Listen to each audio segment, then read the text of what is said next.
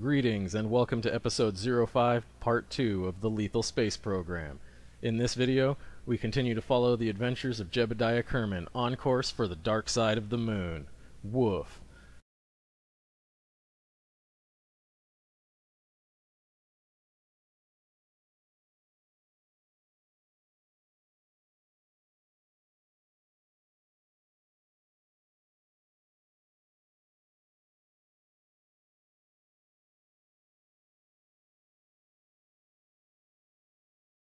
As you can see, Jebidiah is rapidly approaching the moon's sphere of influence, where he'll be attracted by its gravitational well.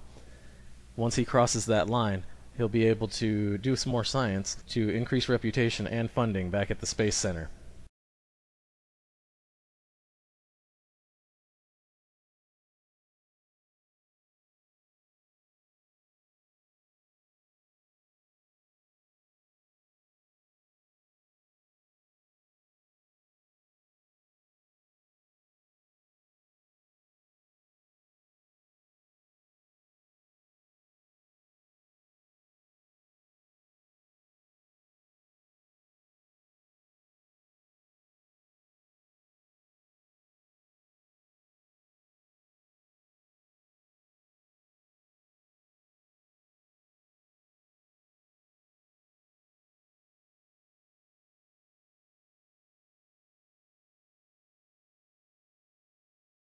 There goes the sphere of influence changeover. As you can see, he now has a course around the moon outlined in blue, which is his current or active trajectory. Now that he's crossed over that borderline, he can get a little science out of the way with some of the instruments he brought along, and then we're going to do a course correction, which will bring him around to the dark side of the moon and closer to the surface so that he can enter a new region, which is near the moon, to use more of his instruments and pick up some more science points. Jebidiah has an action group set up, so that with the simple press of a single key, all of the science instruments on board the ship will queue up their reports for him. This makes it relatively easy for him to decide what to discard, keep, or broadcast back to the science center. Now I've also slowed down the video speed here, so that you get a chance to read some of these hilarious reports, although after a while they do get kind of repetitive.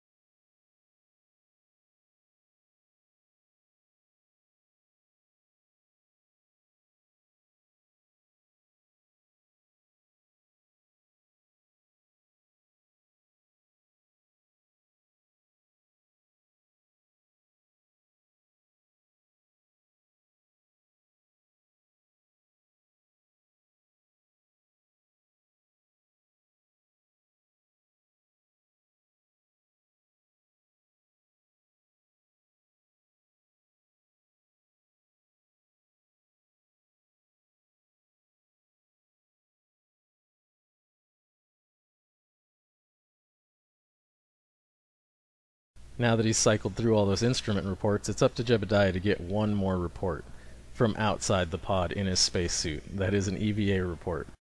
He's also going to go out there to collect data from the instruments that he chose not to broadcast back to the Space Center. Take it into the pod with him for the return journey, so that way, if he lands safely, he can collect full value for that data.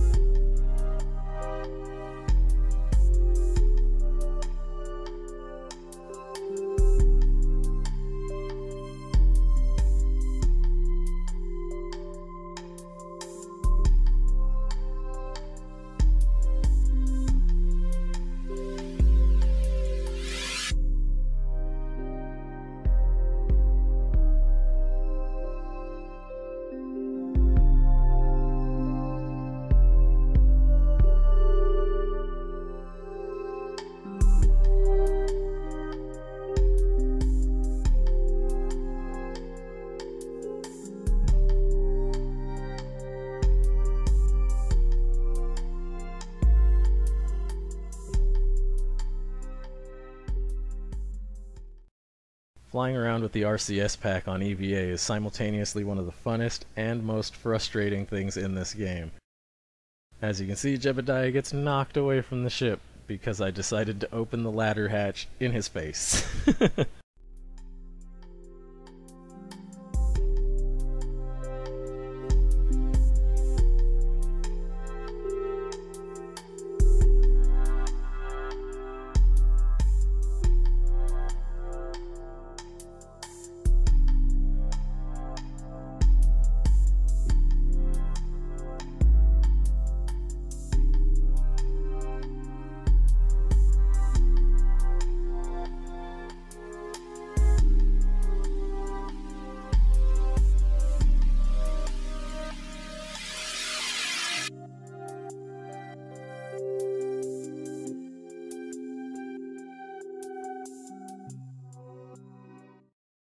With a little maneuvering, Jebidiah makes it back to the ship and climbs on board. And now that he's done that, it's time for that maneuver I was talking about earlier to bring the ship around to the dark side of the moon, which no Kerbal has ever seen before.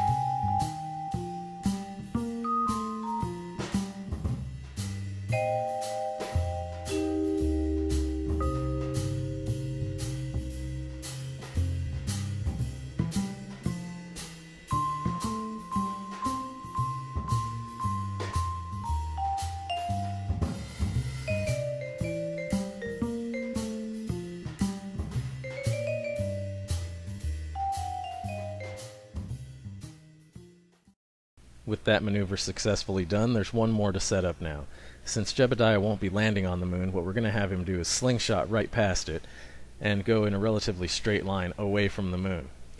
That way the gravity of the moon will slow him down enough so that when he exits its sphere of influence, he'll drop pretty much straight back to Kerbin to encounter its atmosphere for an aerobraking maneuver. That is, he's going to use the atmosphere to slow him down for a landing. Hopefully, safely.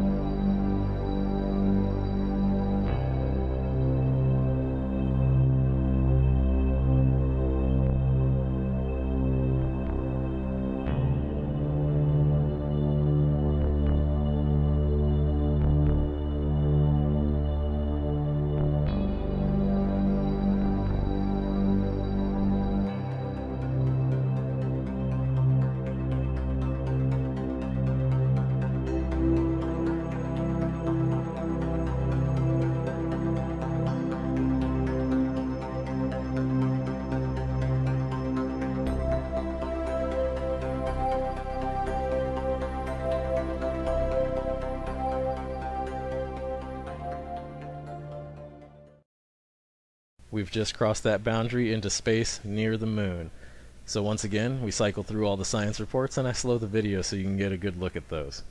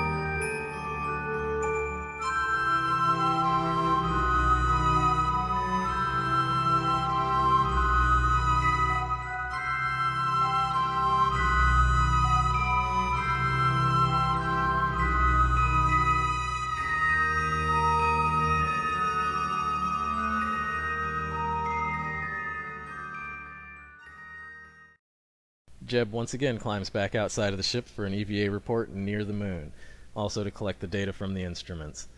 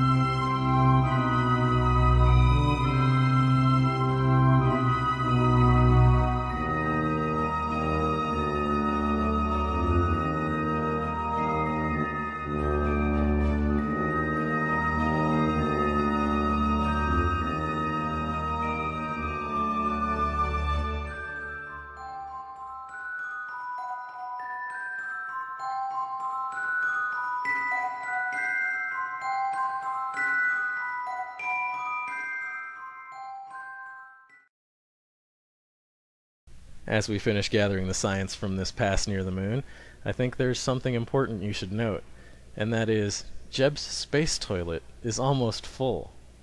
It's about 75% here. And this is something I was not planning on for this mission. I wasn't expecting to be gone so long that his waste products might be an issue. So I'm not sure what impact this is going to have on his health, and at this point, I can't be certain he's going to make it back to Kerbal alive, swimming in a capsule full of his own urine.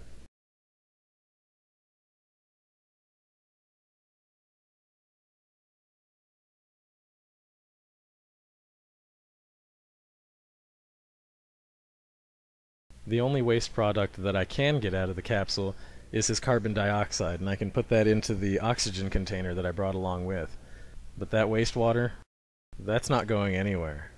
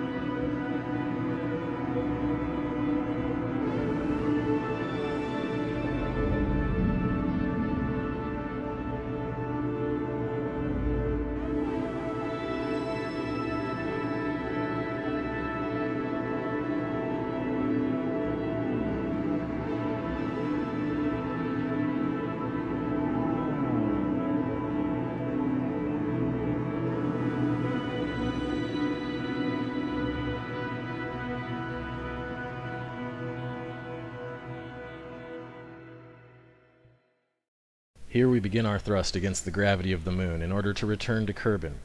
From this point on, I'll let the music play you out to the end of the episode so you can enjoy the picturesque view.